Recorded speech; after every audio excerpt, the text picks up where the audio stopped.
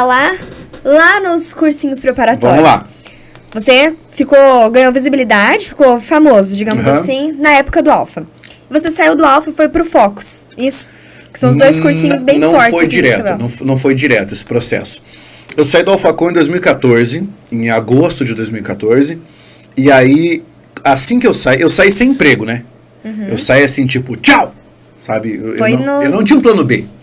Mas por que você saiu? Eu saí pelo seguinte. Qual foi a treta? Só agora, hein? Quantos detalhes aí que a gente quer saber? Esse é um assunto extremamente nebuloso Só fazer uma pausa. Se alguém tiver alguma pergunta pra fazer, vai fazendo aí na live que o Lucas vai ler pra gente. Você vai ter oportunidade de saber aqui, ó, com exclusividade a resposta do Pablo. Esse é um assunto a respeito do qual eu havia parado de falar durante muitos anos, porque toda vez que eu falava dava problema. Sem exceção. Toda vez que eu falava dava problema. Você saiu de lá por causa de treta mesmo ou não? Foi. Teve treta mesmo? Foi, com certeza, né? Ninguém sai de um lugar em que está trabalhando quando está feliz. Né? Já viu alguém sair de um lugar que você está trabalhando? Eu tô tão feliz que eu vou sair. Né? E quais eram as principais reclamações? Bem, na verdade, nós tivemos, assim, falando objetivamente, eu tive um problema contratual. Sabe, contratual. Eu tive uma quebra de contrato. E isso foi o primeiro elemento motivador da minha saída. Uma quebra de contrato que nós tínhamos. Nós tínhamos uma modalidade de contrato que foi proposta em 2010 e no fim de 2011 essa modalidade foi rompida unilateralmente, sabe? Isso gerou um descontentamento tão forte no corpo de professores da época que muita gente só se lembra da saída dos 3 miseráveis, né? E em 2014, eu, o professor Adriano Marcon e o professor Marcelo Adriano. Mas poucos se dão conta de que foram 13 professores que saíram até a nossa saída. Né? Nós fomos os 3 últimos daquela leva. E aí, imagina, né? Houve uma campanha panfletária gigantesca para falar. Bem, se fôssemos 4, talvez tivéssemos entrado para a Bíblia. Porque seríamos os 4 cavaleiros do Apocalipse. Né? Mas, enfim, fomos 3. Quase foram 4. Quase. Quem era o quarto? Agora eu vou deixar no ar aqui, né? Não posso dizer, porque talvez essa pessoa ainda esteja lá. Fica a dica aí, ó. Fica a dica. Seriam 4. Mas o que aconteceu, em suma? Nós tivemos uma quebra de contrato, que foi uma coisa extremamente desagradável. E depois dessa quebra de contrato, a empresa passou a ser controlada por empresas maiores. Né? Então havia uma forma de controle bem diferente. E havia também uma forma de gerenciamento bem diferente de como era no início. No início nós tínhamos um sentimento de equipe, nós tínhamos um sentimento de trabalho, de coparticipação, que foi mudando. E assim, todo mundo que acompanha a história sabe quem foi mudando. E sabe o que foi acontecendo, sabe? Então você teve lá professores que tinham 20 anos de tablado, 25 anos de tablado, ouvindo coisas do tipo: você é um moleque. Você perto de mim não é nada. E não era assim no início. Quando você começou a trabalhar lá, o tratamento era outro, a postura dessa pessoa era outra. De todo mundo. De todo mundo. No início era um sentimento de equipe. Era um sentimento de pertencimento. Sabe aquela história, né, de que todo mundo tá ali pela causa e tudo mais? Fiquei pensando aqui, já sei quem é o quarto. Né? Depois eu vou te perguntar. A galera acordava mais cedo, chegava mais cedo, ficava até mais tarde, era isso, sabe? E daí isso começou a mudar, os professores começaram a sair, vários professores começaram a sair, foi começando a acontecer descontentamento geral, a política de remuneração mudou, sabe? Ela passou a ser uma política baixíssima de remuneração. E, bem, eu sei que isso provavelmente vai gerar repercussões, né? Mas como eu tenho tudo isso documentado, não tem problema. Aí, nós decidimos sair, por quê? Porque estava acabando a campanha do... Você estudava nessa época, não estudava? Eu estou falando para você que está aqui, eu estou falando com o nosso comandante que está ali atrás, que foi meu aluno. Você estudava nessa época, então você deve se lembrar. Havia um edital que estava na iminência de sair, que era o edital da Polícia Federal, e estávamos na finalização da campanha do concurso do Instituto Nacional de Seguridade Social. Estava no fim do INSS, Segurança Social, aliás. E havia rumores de que começaria a Polícia Federal. eu era o único professor de português. Eu dava aula em todas as turmas. Todas, sem exceção. E aí, nós fizemos uma reunião, eu, o Marcelo e o Adriano Marcon, e nós dissemos, cara, tá insustentável, a gente não consegue mais ficar lá. Não tem clima para trabalhar, não tem perspectiva de melhora, não tem nada disso. O Marcelo é agente penitenciário, o Marcon é advogado. Por isso que eu falei que eu saí com uma mão na frente e outra atrás, porque eu era bosta nenhuma, entendeu? Eu era o professor de lá. Eu saí de todas as escolas em que eu lecionava, eu abandonei tudo para me dedicar à causa. Só que aí eu já estava assim tão de saco cheio, que eu falei, cara, quer saber? Não importa que eu não tenha para onde ir. Eu vou sair porque eu não suporto mais, sabe? Eu vou ter que acabar me estressando para valer dentro do lugar e tendo condutas antiprofissionais que eu não gostaria de ter. Em suma, o que nós decidimos? Se começasse a campanha da Polícia Federal, se o edital estivesse aberto, nós não poderíamos sair. Por que a gente não poderia sair? Porque nós assumiríamos mais 10 turmas e aí você largaria uma turma na metade. Então, tem aquela preocupação com o aluno também, né? Exatamente. Aí o que aconteceu? Nós resolvemos sair no fim da campanha do INSS. E aí nós comunicamos a nossa demissão por meio de uma carta de demissão. Nós apresentamos a carta de demissão. E na nossa carta de demissão, nós deixamos claro, nós gostaríamos de finalizar todas as turmas que estão em andamento conosco, para que ninguém seja prejudicado, para que os alunos possam ter os seus contratos honrados. Nós avisamos isso porque isso estava na nossa carta de demissão. Pois bem, nós entregamos nossa carta de demissão à tarde. No fim da tarde, eu recebi um e-mail dizendo assim, suas aulas da semana foram canceladas. E eu respondi, eu gostaria de finalizar essas turmas, né? Não é mais necessário, nós vamos dar um jeito.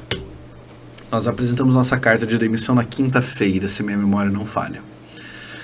Na mesma quinta-feira, à noite, os professores remanescentes, inclusive dois deles, saíram depois, numas circunstâncias bem parecidas, foram obrigados a entrar em sala e dizer que eu e os outros 2 professores simplesmente abandonamos os alunos. E que nós dissemos que não daríamos aula para mais ninguém. Falaram seu nome? Claro. E depois disso... Distorcendo totalmente. Não, e depois disso nós viramos os demônios, né? Eu recebi ameaça. Gente veio no inbox, na mensagem do Facebook, me chamou de todos os nomes que você puder imaginar. Nessa época. Isso não acabou naquele momento. Tá, mas então, você me perguntou o que eu fiz daí quando eu saí. Eu saí sem perspectiva de trabalho. Aí, quando eu publiquei uma nota dizendo por que eu saí, eu recebi um convite para dar aula num cursinho de Brasília. Falei, beleza, não vou passar fome. E fui. Era cursinho para concurso público. Isso. Também, preparatório? E fui. Aí eu dei aula, a partir de então, né? Eu dei aula em Brasília, recebi um convite para ajudar a montar a estrutura do online do Focus, né? Organizar os cursos. Aí vim para o Focus em Cascavel. Houve uma outra empresa que começou e não deu certo, que era de uns amigos nossos, Startcom. Começou e não deu certo, gravei um monte de aula e, enfim, o curso não foi para frente. Aí eu fui convidado para dar aula no Rio de Janeiro, com o Leandro Macedo, dei aula no Agora Eu Passo, que depois foi comprado pelo próprio Alfa, lá em Fortaleza.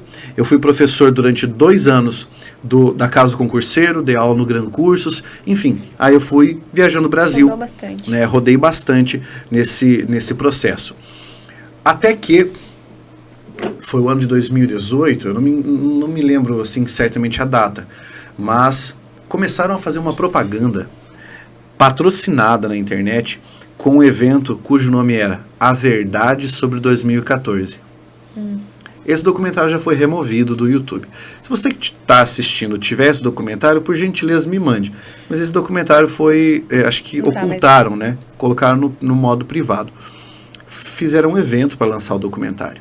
O documentário era para falar sobre a minha saída, a do Marcelo e a do Marcon.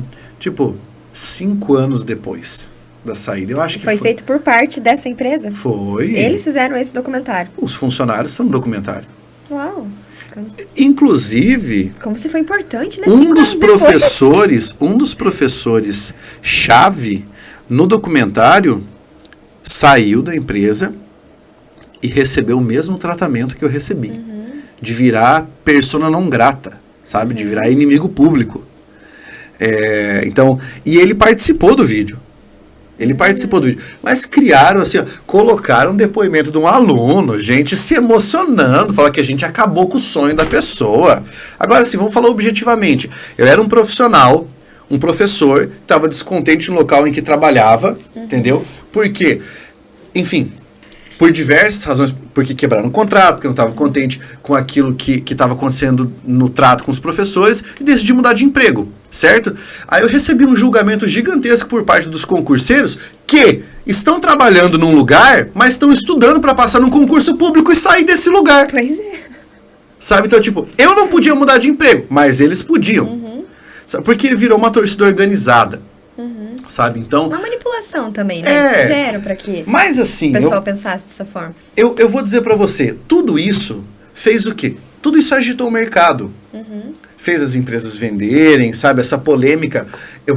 Como é que eu posso dizer isso? Do ponto de vista empresarial, né? Das empresas envolvidas, foi bom pros negócios. Sabe? Eu tava na empresa tal. Tava ótimo que a empresa X estava me xingando, porque gera atenção onde é que eu tô, nessa empresa. Então eu vou lá comprar um curso do cara lá, sabe? Foi muito bom para os negócios. Deu ibope. Deu ibope. Mas se você me disser assim, tá, e hoje? Hoje eu não tenho mais um sentimento em relação a isso que aconteceu, sabe? Eu vou dizer para você que quando o vídeo foi publicado, esse documentário, eu passei uma semana muito trash. Eu passei uma semana tão trash que eu tive que ir para o psiquiatra e comecei a tomar um remédio para ansiedade. Porque a partir desse vídeo, eu comecei a receber muitas ameaças. Eu recebi ameaça de morte. Eu recebi ameaça de um cara, um cidadão que eu nunca vi na minha vida. E o cara mandou para mim no meu WhatsApp o seguinte, ó, eu tô indo para Cascavel e eu vou te matar. Gente, como que pode? Porque você é uma pessoa covarde, você é uma pessoa que não vale nada. Sabe? Se tornou de um herói para um inimigo. Mas assim, ó, a ameaça do cara foi uma coisa ruim. Mas nada disso me impactou tanto quanto me impactou quando as pessoas da minha família vieram me perguntar o que foi que eu tinha feito. Tipo, cara, o que você fez para essas pessoas estarem falando isso aí de você? Até eles chegaram a duvidar. Não, porque afinal de contas eles ficaram sabendo por terceiros, né? Eles não foram assistir ao vídeo. Mas eles que me acompanharam durante todo esse momento. As pessoas que me ouviam falar, olha, cara, tá acontecendo isso, a gente tá fazendo reunião das 7 da manhã, 1h30 da tarde, para ouvir um monte de lixo, sabe? E, enfim, isso foi uma coisa que para mim foi bastante impactante, sabe? Porque, enfim, sempre vai ter uma pessoa que vai te odiar sem motivo, sabe? Né? Mas aí, beleza, tudo isso... Hoje são águas passadas e eu nem me incomodo mais com esse tipo de coisa. Porque eu continuo fazendo o que eu fazia. Eu continuo dando aula de língua portuguesa. Porque eu tenho, em primeiro lugar, uma profissão. Eu sou professor, eu não estou professor. Sabe? E eu não preciso mentir para ninguém para dizer que eu sei dar aula. Eu não preciso mentir para ninguém para que a pessoa veja o meu conteúdo e tenha interesse. Sabe? Eu só preciso continuar fazendo o que eu faço. E eu pretendo continuar fazendo o que eu faço, sabe? Então, eu acho que o tempo acaba curando as coisas, o tempo acaba revelando muita coisa, sabe? Enfim, mas durante muito tempo nós fomos os cavaleiros do apocalipse.